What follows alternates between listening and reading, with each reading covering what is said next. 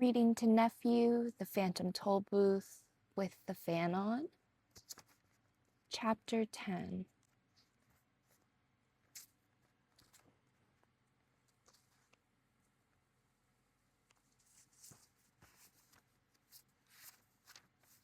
A colorful symphony. As they ran, tall trees closed in around them and arched gracefully toward the sky. The late afternoon sunlight leaped lightly leaf from leaf, slid along branches and down trunks, and dropped finally to the ground within warm, luminous patches. A soft glow filled the air with the kind of light that made everything look sharp and clear and close enough to reach out and touch. Alec raced ahead, laughing and shouting, but soon encountered serious difficulties, for while he could always see the tree behind the next one, he could never see the next one itself, and was continually crashing into it. After several minutes of wildly dashing about, they all stopped for a breath of fresh air. "I think we're lost," panted the humbug, collapsing into a large berry bush. "Nonsense!" shouted Alec from a high branch on which he sat. "Do you know where we are?" asked Milo. "Certainly," he replied. "We're right here on this very spot. Besides, being lost is never a matter of not knowing where you are. It's a matter of not knowing where you want. And I don't care all about where I'm not." This was much too complicated for the bug to figure out, and Milo had just begun repeating it to himself when Alex said, "If you don't believe me, ask the giant." And he pointed to a small hose tucked neatly between two of the largest trees. Milo and Tok walked up to the door, whose brass nameplate read simply, "The Giant." They knocked and knocked. "Good afternoon," said the perfectly ordinary-sized man who answered the door. "Are you the giant?" asked Tok doubtfully. "To be sure," he replied proudly. "I'm the smallest giant in the world. What can I do for you?" "Are we lost?" said Milo. "That's a difficult question," said the giant. "Why don't you go back around and ask the midget?" And he closed the door. They walked to the rear of the house, which looked exactly like the front, and knocked at the door, whose nameplate read, I don't think we're supposed to say that anymore, so. "The small person, how are you?" inquired the man, who looked exactly like the giant. "Are you the small person?" asked Tok again, with a hint of uncertainty in his voice. "Unquestionably," he answered. "I'm the tallest small person in the world. May I help you?" "Do you think we're lost?" repeated Milo. "That's a very complicated problem," he said. "Why don't you go around to the side and ask the fat man?" And he too quickly disappeared. The side of the house looked very like the front and back, and the door flew open in a very instant. They knocked. "How nice of you to come by," exclaimed the man. "Who could you have been the small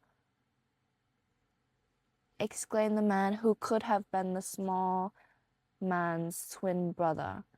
"You must be the fat man?" asked Tok, learning not to count too much on appearance. "The thinnest one in the world," he replied brightly. "But if you have any questions, I suggest you try the thin man on the other side of the house." Just as they suspected, the other side of the house looked the same as the front, the back, and the side, and the door was again answered by a man who looked precisely like the other three. "What a pleasant surprise!" he cried happily. "I haven't had a visitor in so long as I can remember." "How long is that?" asked Milo. "I'm sure I don't know," he replied. "Now pardon me, I have to answer the door. But you just did," said Tok. "Oh, yes, I'd forgotten. Are you the fattest thin man in the world?" asked Tok. Do you know one that's fatter? He asked impatiently.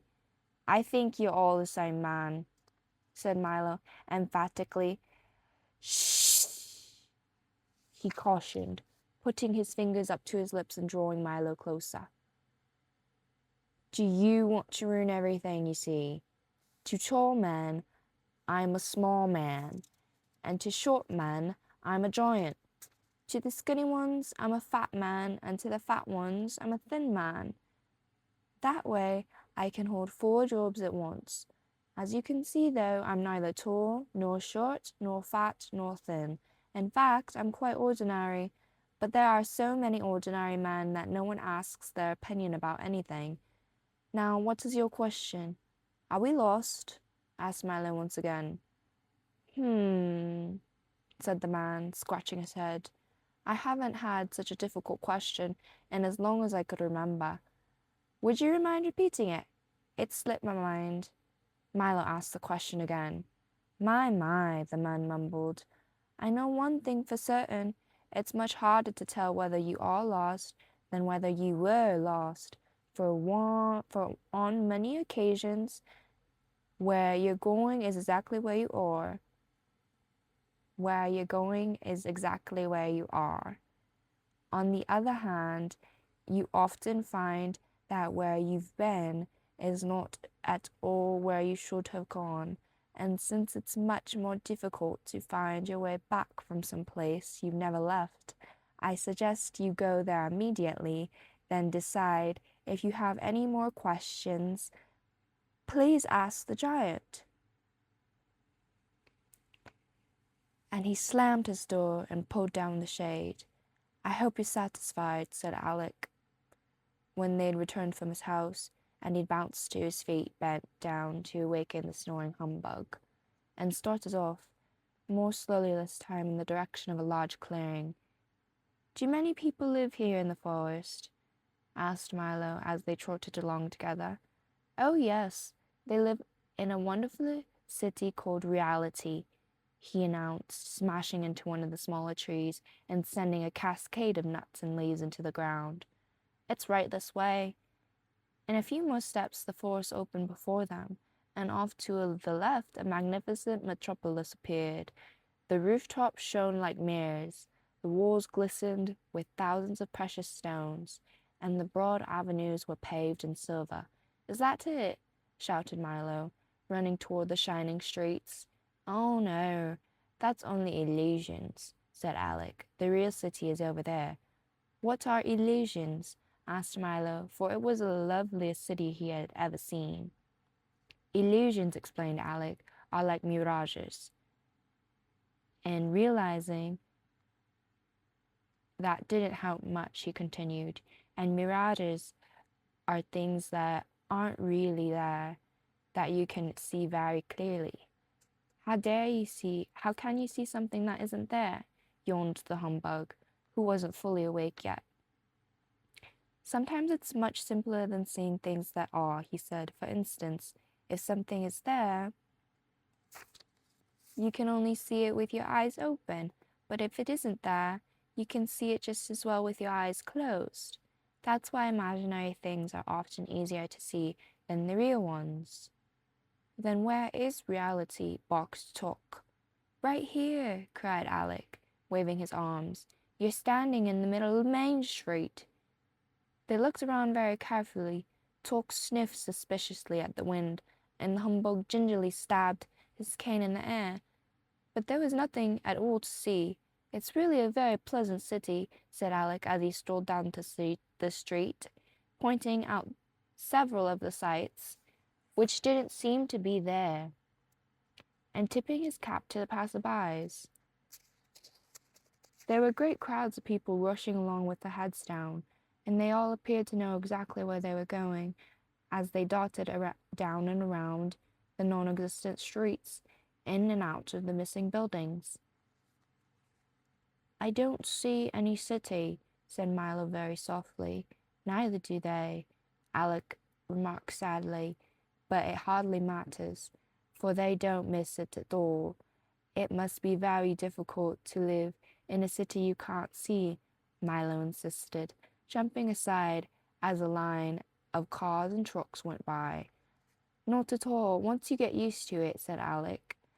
But let me tell you how it happened. And as they strolled along the bustling and busy avenue, he began.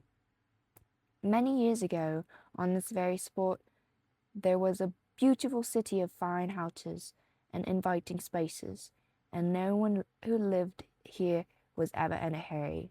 The streets were full of wonderful things to see, and the people would often stop to look at them. Didn't they have any place to go? Asked Milo. To be sure, continued Alec, but as you know, the most important reason for going from one place to another is to see what's in between. And they took great pleasure in doing just that. Then one day, someone discovered that if you walked as fast as possible and looked at nothing but your shoes, you would arrive at your destination much more quickly. Soon, everyone was doing that. They all rushed down the avenues and hurried along the boulevards, seeing nothing of the wonders in the beautiful city and the beauties of their city as they went. Milo remembered the many times he had done the same thing, and as hard as he tried, there were even things on his own street that he couldn't remember.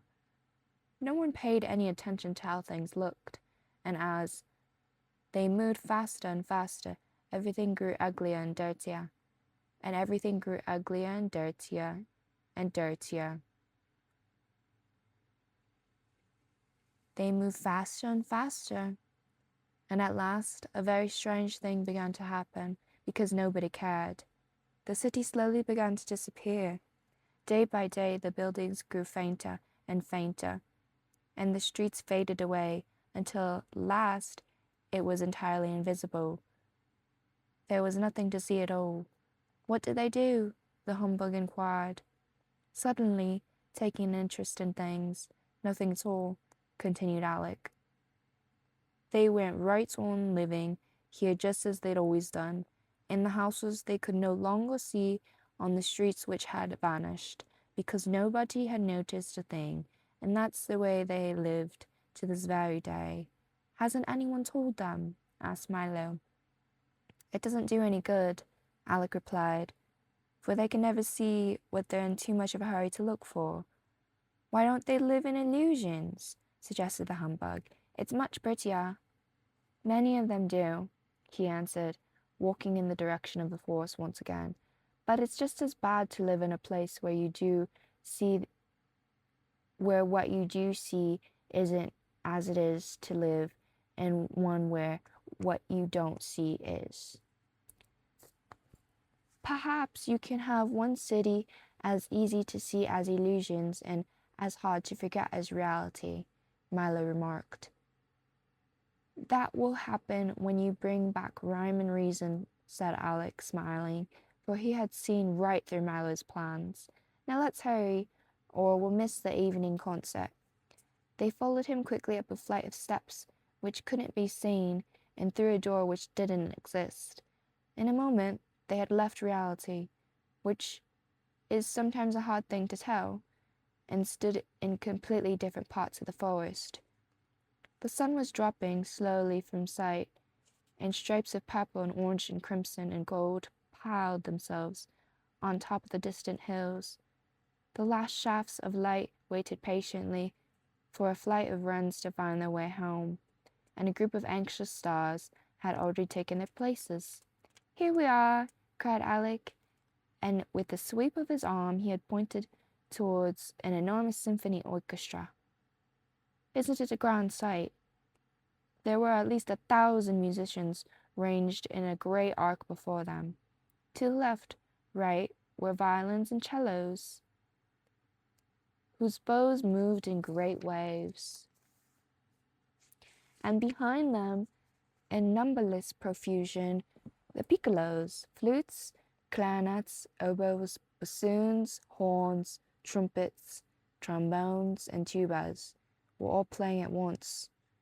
At the very rear, so far that they could hardly be seen, were the percussion instruments, and lastly, in a long line, one side of a steep slope, were solemn fiddles.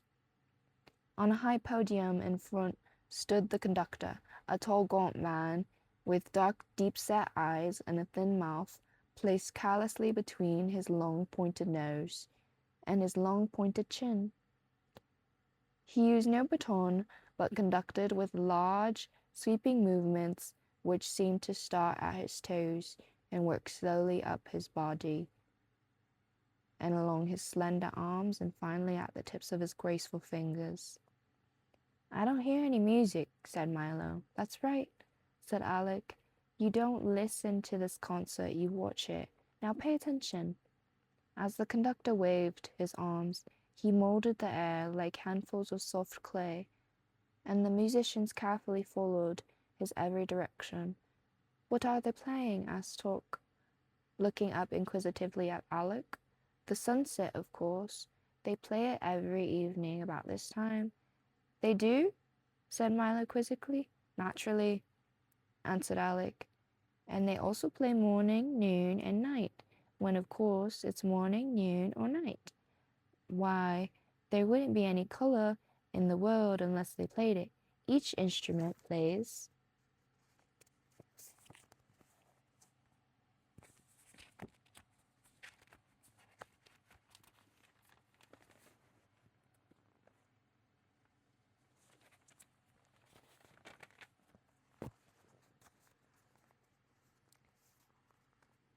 a different one," he explained, "and depending on course of what season it is and how the weather's to be, the conductor chooses his scores and directs that day.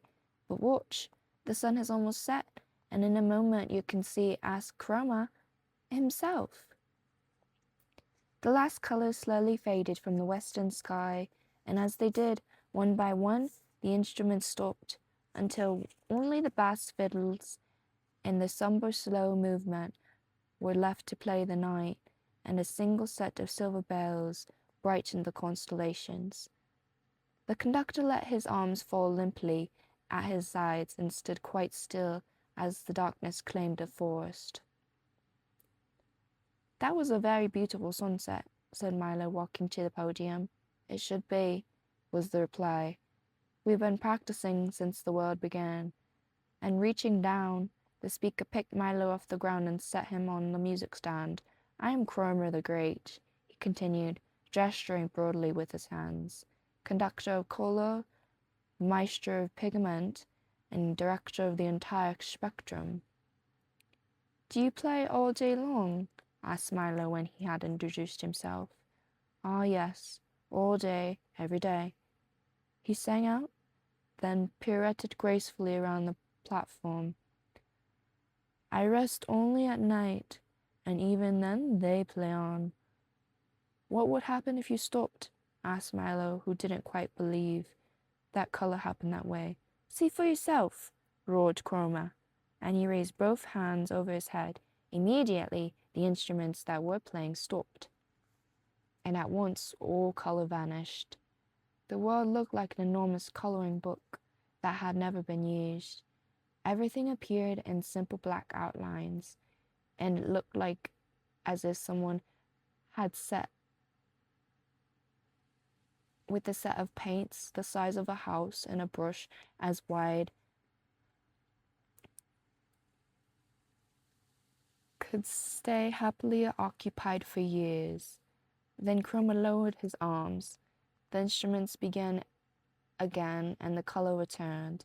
"You see what a dull place the world would be without color," he said, bowing until his chin almost touched the ground.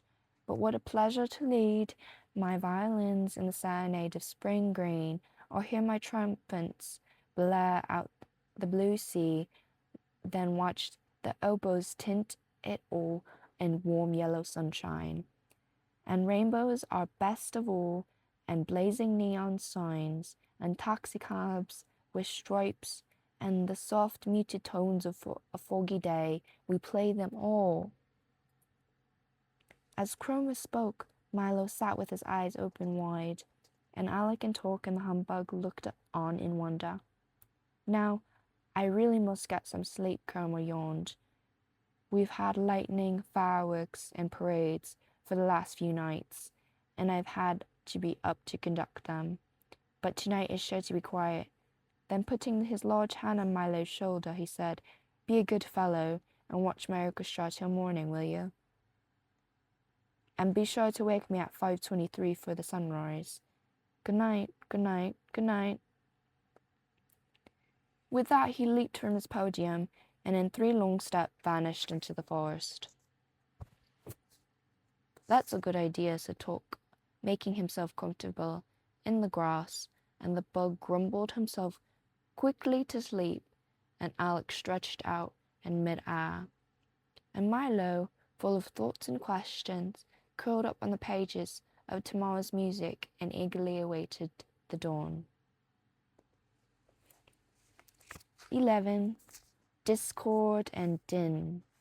One by one the hours passed, and exactly at 5:22, by Talk's very accurate clock, Milo carefully opened one eye, and in a moment the other. Everything was still purple, dark blue, and black, yet scarcely a minute remained to the long, quiet night. He stretched lazily, rubbed his eyelids, scratched his head, and shivered once, as a greeting to the early morning mist. "I must wake Chroma for the sunrise," he said softly. Then he suddenly wondered what it would be like to lead the orchestra and to color the whole world himself. The idea whirled through his thoughts until he quickly decided that since it couldn't be very difficult, and since they probably all knew what to do by themselves anyway, and since it didn't seem a shame to wake anyone so early, and since it might be his only chance to try, and since the musicians were already poised and ready, he would, but just for a little while. And so, as everyone slept peacefully on, Milo stood on his tiptoes, raised his arm slowly in front of him, and made the slightest movement possible with his index finger on his right hand. It was now 5:23 a.m. As if understanding his signal perfectly, a single piccolo played a single note, and off to the east, and a solitary shaft of cool lemon light flickered across the sky. Milo smiled happily, and then cautiously crooked his finger again.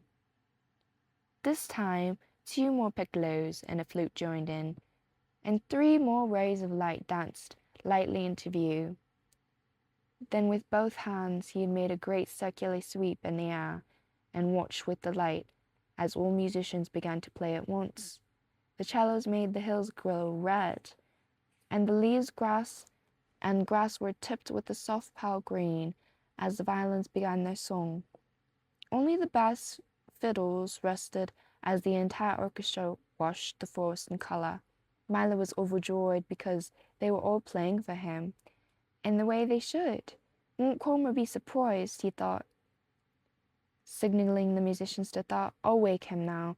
But instead of stopping, they continued to play even louder than before, until each color became more brilliant than he thought possible. Milo shielded his eyes with one hand and waved the other desperately, but colors began to continue to grow brighter and brighter and brighter, until an even more curious thing began to happen. As Milo frantically conducted, the sky changed slowly from blue to tan, and then to a rich magenta red.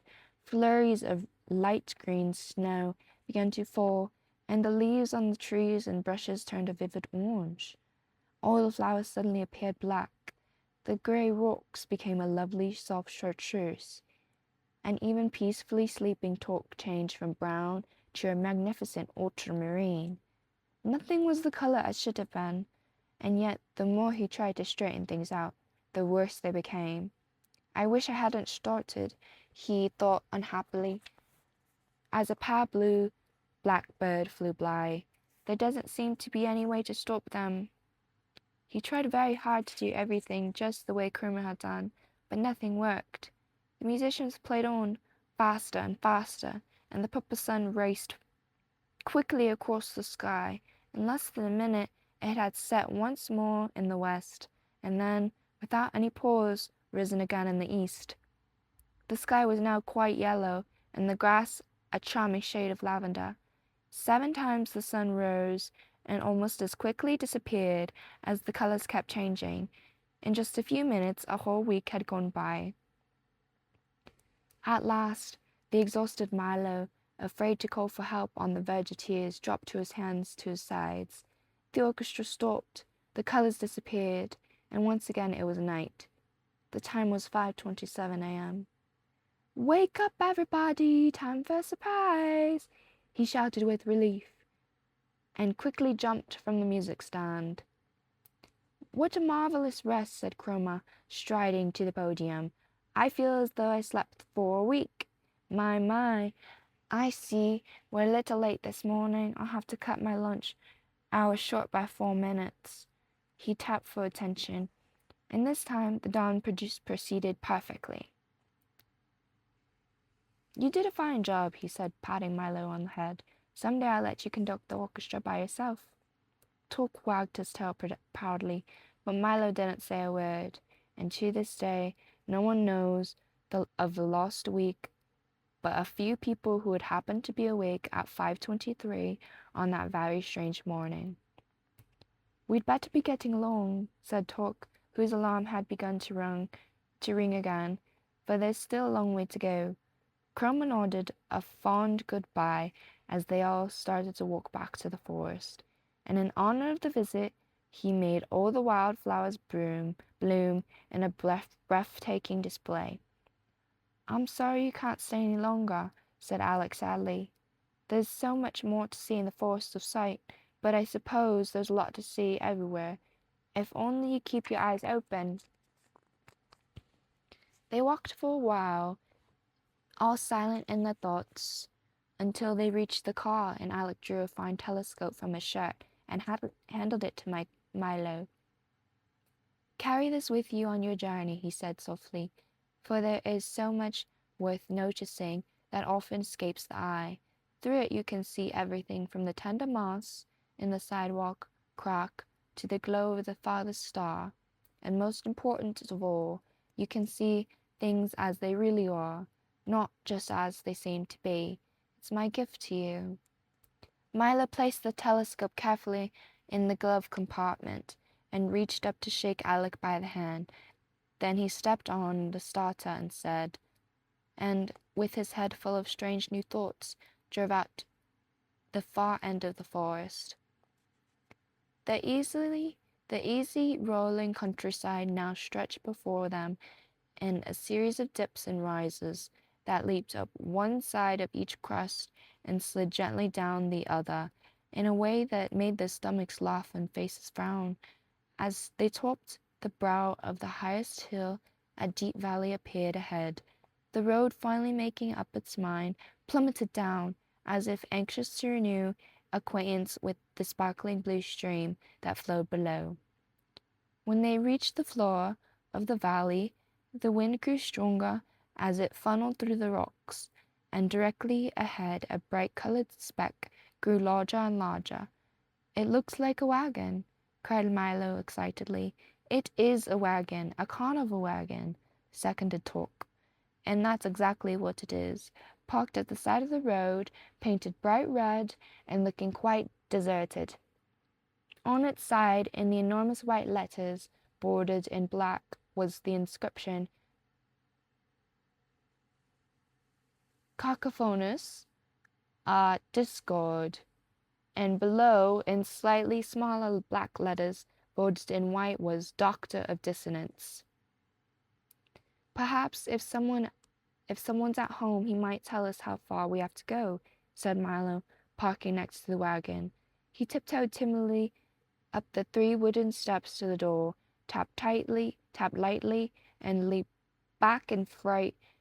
For the moment he knocked, there was a terrible crash from inside the wagon that sounded as if a whole set of dishes had been dropped from the ceiling onto a hard stone floor.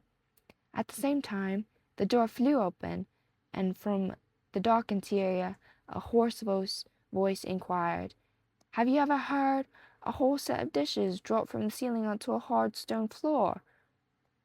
Milo, who had tumbled back off the steps, sat up quickly, while Torque and Humbug rushed from the car to see what had happened. "What have you?" insisted the voice. which was so raspy that made you want to clear your own throat. Not until just now, said Milo, getting to his feet. Ha! I thought not, said the voice happily. Have you ever heard an ant wearing fur slippers walk across thick wool carpet? And before they could answer, he went on in a strange croaking way. Well, don't just stand there in the cold. Come in, come in. It's lucky you happened by. None of you looks well. The faint glow of the ceiling lamp dimly illuminated the wagon as they cautiously stepped inside. Torque first eager to defend against all dangers, Milo next frightened but curious, and the humbug last ready at any moment to run for his life. That's right. Now let's have a look at you, he said. Very bad, very bad. A serious case. The dusty wagon was lined with shelves full of curious boxes and jars of a kind found in old apothecary shops. It looked as though it hadn't been swept out in years. Bits and pieces of equipment lay strewn all over the floor. And at the rear was a heavy wooden table covered with books, bottles, and a bric-a-brac. Have you ever heard a blindfolded octopus unwrap a cellophane-covered bathtub? He inquired again as the air filled with a loud crinkling, snapping sound. Sitting at the table, busily mixing and measuring, was the man who had invited them in. He was wearing a long white coat with a stethoscope around his neck and a small round mirror attached to his forehead.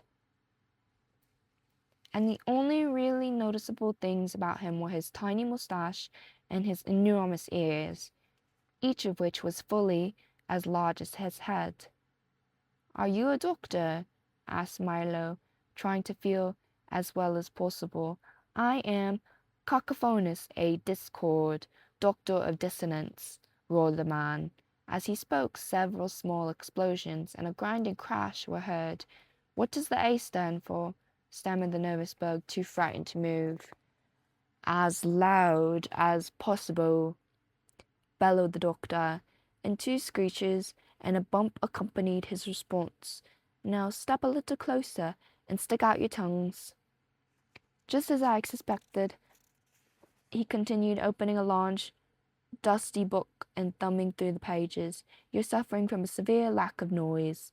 He began to jump around the wagon, snatching bottles from the shelves until he had a large assortment of various colors, sizes collected at one end of the table. All were neatly labeled: loud cries, soft cries, bangs, bongs, smashes, crashes, swishes, swooshes, snaps, and crackles, whistles and gongs, squeaks, squawks, and miscellaneous uproar. After pouring a little of each into a large glass beaker, he stirred the mixture thoroughly with a wooden spoon, watching intently as it smoked and steamed and boiled and bubbled. Be ready in just a moment, he explained, rubbing his hands. Milo had never seen such an unpleasant-looking medicine and wasn't at all anxious to try any. Just what kind of doctor are you? He asked suspiciously. Well, you might say I'm a specialist, said the doctor. I specialize in noise, all kinds, from the loudest to the softest, and from the slightly annoying to the terribly unpleasant. For instance, have you ever heard a square-wheeled steamroller ride over a street full of hard-boiled eggs? He asked. And as he did, all that could be heard were loud crunching sounds. But who would want all those terrible noises? Asked Milo, holding his ears. Everybody does. And the surprised doctor, said the surprised doctor, they're very popular today. Why, I'm kept so busy I can hardly fill the orders for noise pills, racket lotion, clamour salve, and hubbub tonic. That's all people seem to want these days. He stirred the beaker of a liquid a few more times, and then, as the steam cleared, continued. Business wasn't always so good. Years ago, everyone wanted pleasant sounds, and except for a few orders during wars and earthquakes, things were very bad. But then the big cities were built, and then there was a great need for honking horns, screeching trains, clanging bells, deafening shouts, piercing shrieks, gurgling drains, and all the rest of the wonderfully unpleasant sounds we use so much of today. Without them, people would be so very unhappy. So I make sure that they get as much as they want. Why, if you take a little of my medicine every day, you'll never have to hear a beautiful sound again. Here, try some. If it's all the same to you, I'd rather not, said Humbug, backing away to the far corner of the wagon. I don't want to be cured of beautiful sounds, insisted Milo. Besides, growled Talk, who decided that he didn't much like Doctor's Discord? There is no such illness as lack of noise. Of course not, replied the doctor, pouring himself a small glass of the liquid. That's what makes it so difficult to cure. I only treat illnesses that don't exist. That way, if I can't cure them, there's no harm done. Just one of the precautions of the trade, he concluded, and seeing that no one was about to take his medicine, he again reached toward the shelf, removed the dark amber bottle, dusted it carefully, and placed it on the table in front of him. Very well, if you want to go all through life suffering from a noise deficiency, I'll give it all to Dine for his lunch. He said he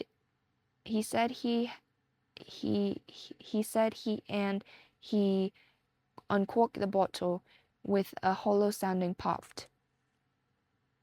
For a moment, everything was quiet as Milo, Talk, and the Humbug looked intently at the bottle, wondering what Dr. Discord would do next.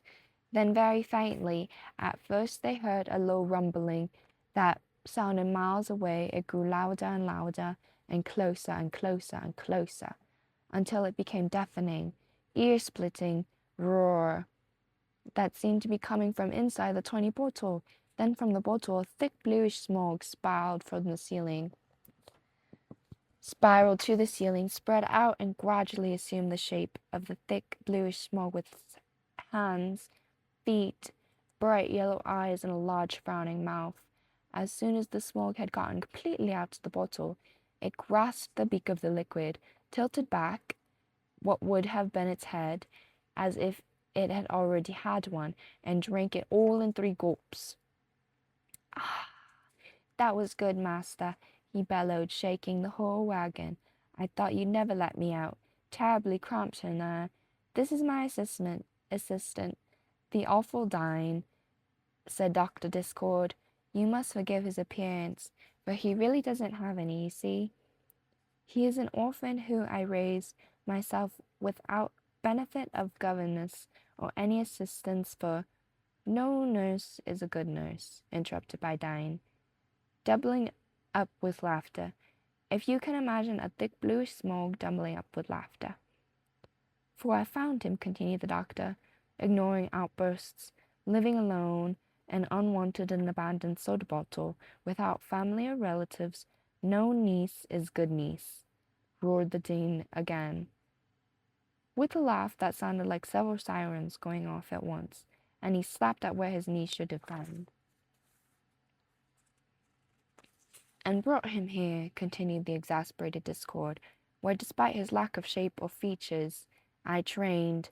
No nose is a good nose, thundered the Dine, once again as it collapsed in another fit of hysterics and clutched his sides. I trained him as my assistant in the business of concocting and dispensing noise, finished the doctor, mopping his brow with a handkerchief. No noise is good noise, exclaimed the Humbug happily, trying to catch the spirit of things. That's not funny at all, sobbed the Dine, who went to a corner and sulked. What is a Dine? Asked Milo, when he had recovered from the shock of seeing him appear. You mean you've never met the awful Dine before? Said Dr. Discord in a surprised tone. Why, I thought everyone had. Why, you're playing in your room and making a great amount of noise. What do they tell you to stop? That awful din, admitted Milo, When the neighbors are playing the radio too loud late at night, what do you wish they'd turn down? That awful din and to talk. When the street on your block is being repaired and pneumatic drills are working all day, what does one complain of? The dreadful row, volunteered the humbug brightly. The dreadful row, cried the anguished dean.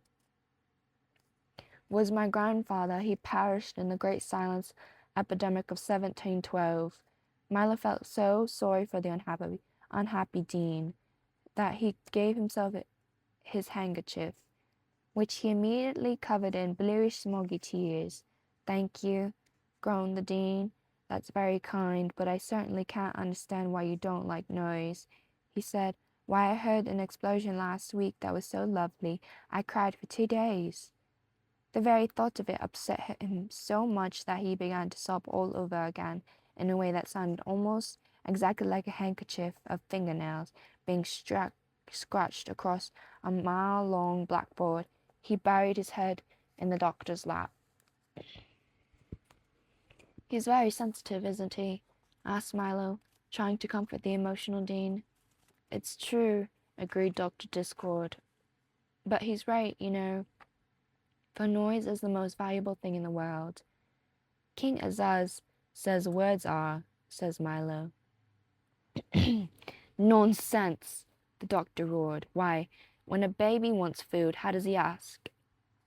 He screams, answered the din, looking up happily. And when an automobile wants gas, it chokes, he shouted again, jumping for joy. When a river wants water, what does it do? It creaks, bellowed the din as he collapsed into a fit of uncontrollable laughter. And what happens when a new day begins? It breaks, he gasped joyfully from the floor, a look of utter bliss covering from his face. You see how simple it is, the doctor said to Milo, who didn't see it at all. And then, turning to a tear-stained, smiling din, he remarked, Isn't it time for you to go? Where to? Said Milo.